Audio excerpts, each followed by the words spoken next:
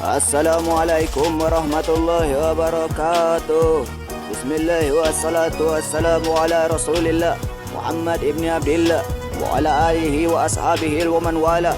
Wa ba'd, saudara-saudara, orang-orang yang bangkrut dalam agama menurut Rasulullah baginda Nabi besar Muhammad sallallahu alaihi wasallam, dan inilah yang akan kita bicarakan pada pertemuan kali ini. Saudara-saudara, ketahuilah pada kesempatan yang mulia ini, marilah kita senantiasa meningkatkan keimanan dan ketakwaan kita kepada Allah Subhanahu wa taala. Takwa dalam arti menjalankan segala apa yang diperintahkan oleh Allah Subhanahu wa taala dan berusaha sekuat tenaga meninggalkan apa yang dilarang oleh Allah Subhanahu wa taala. Allahu akbar.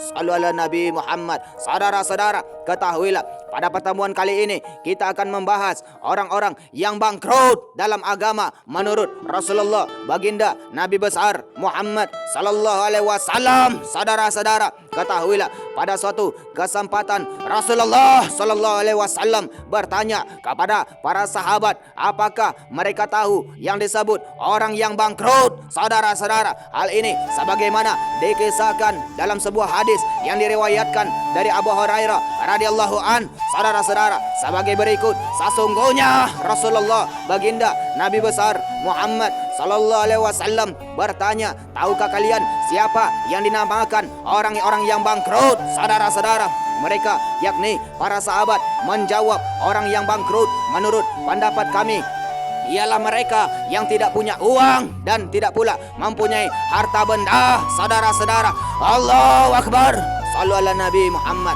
Mendengar, ketahuilah jawaban seperti itu ternyata bukan sebagaimana yang dimaksudkan oleh Rasulullah sallallahu alaihi wasallam. Beliau tidak bertanya tentang ekonomi. Beliau ingin mengajak para sahabat mengetahui bahwa kebangkrutan bisa terjadi tidak hanya dalam bidang ekonomi tetapi juga dalam bidang agama. Allahu akbar.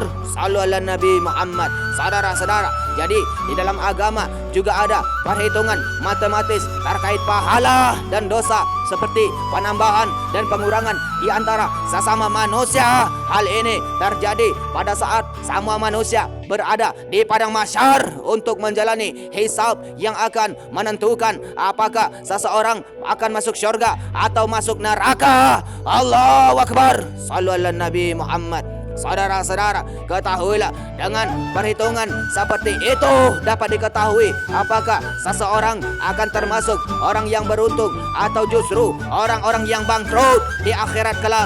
Allahu akbar. Shallu ala Nabi Muhammad. Saudara-saudara, ketahuilah adapun yang dimaksud bangkrut dalam agama adalah sebagaimana penjelasan Rasulullah sallallahu alaihi wasallam dalam lanjutan hadis berikut. Saudara-saudara, ketahuilah baginda Nabi besar Muhammad sallallahu alaihi wasallam menjelaskan, sesungguhnya orang yang bangkrut dari umatku ialah mereka yang datang pada hari kiamat dengan membawa amal kebaikan dari salat, dari puasa dan dari zakat, tetapi mereka dahulu pernah mencaci maki orang lain, menuduh orang lain, memakan harta orang lain, menumpahkan darah orang lain dan memukul orang lain. Allahu akbar. Shallu ala Nabi Muhammad.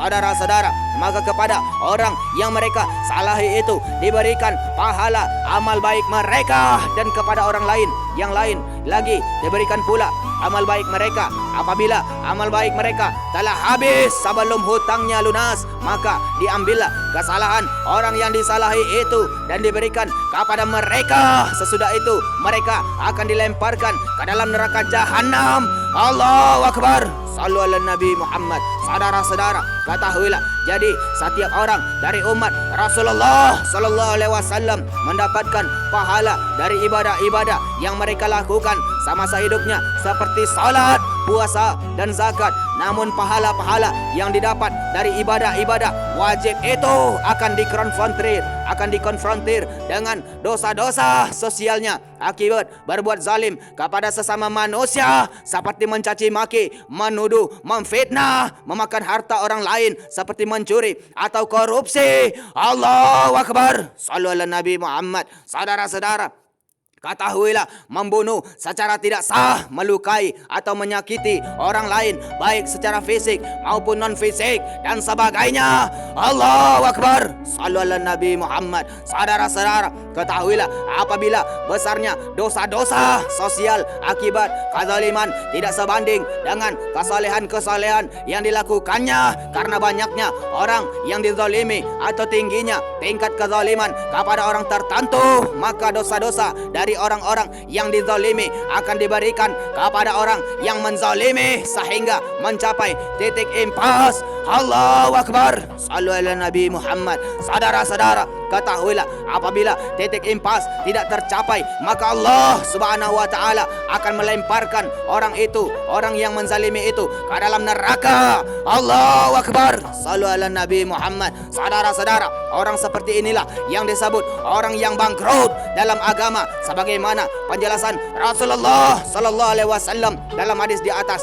Allahu Akbar. Sallu ala Nabi Muhammad. Saudara-saudara, ketahuilah kezaliman manusia terhadap manusia lainnya pada dasarnya merupakan urusan manusia karena termasuk wilayah muamalah. Namun demikian Allah Subhanahu wa taala tidak akan membiarkannya hingga pihak yang melakukan kezaliman menyelesaikan masalahnya, misalnya dengan kompensasi tertentu dan atau meminta maaf kepada pihak yang dizalimi semasa hidupnya. Allahu Akbar. Sallu ala Nabi Muhammad. Saudara-saudara, apabila hal ini tidak dilakukan hingga masing-masing meninggal dunia, maka Allah Subhanahu wa taala akan memperhitungkannya di akhirat kelak. Allahu Akbar. Sallu ala Nabi Muhammad. Saudara-saudara, ketahuilah, jadi melakukan kezaliman terhadap sesama manusia bukanlah persoalan sepele, karena urusannya bisa sampai ke akhirat. Allahu Akbar.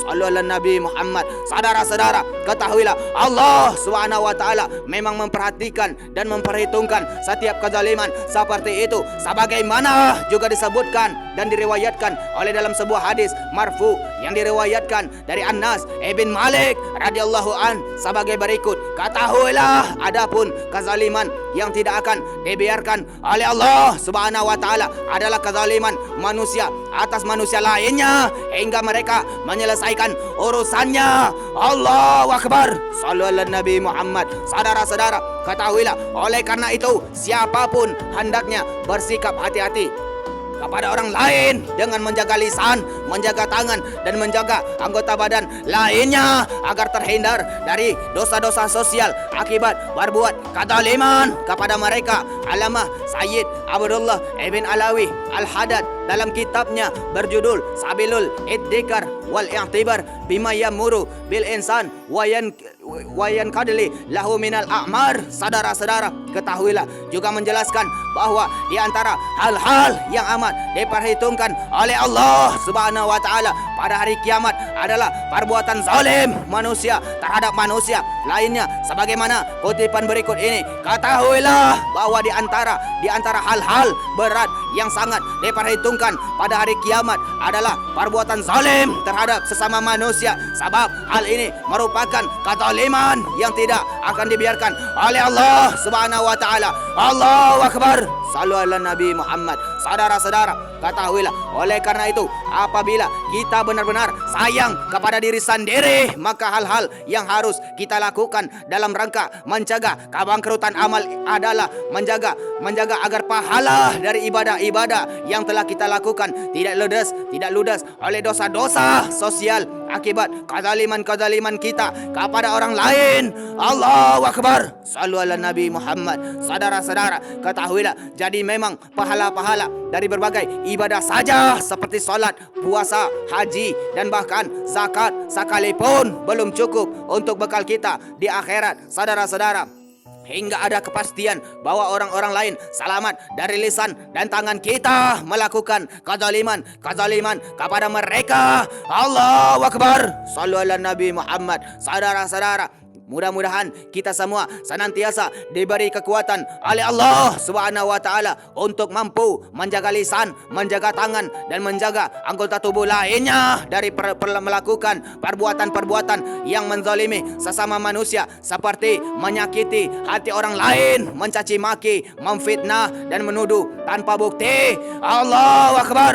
Sallu ala Nabi Muhammad. Saudara-saudara, mengambil hak orang lain seperti mencuri dan korupsi. Allahu Akbar. Sallu ala Nabi Muhammad. Saudara-saudara, membunuh secara tidak sah, menyakiti secara fisik dan sebagainya. Dengan cara ini semoga kita semua selamat dari predikat orang-orang yang bangkrut di akhirat kelak. Amin amin. Allahumma amin. Allahu Akbar. Sallu ala Nabi Muhammad. Saudara-saudara yang dimuliakan oleh Allah Subhanahu wa taala, mungkin hanya itulah yang bisa kita bicarakan pada pertemuan kali ini. Mudah-mudahan ada manfaatnya. Terima kasih atas segala perhatian saudara. Mohon maaf atas segala kekurangan. Wabillahi taufik wal hidayah. Wassalamualaikum warahmatullahi wabarakatuh.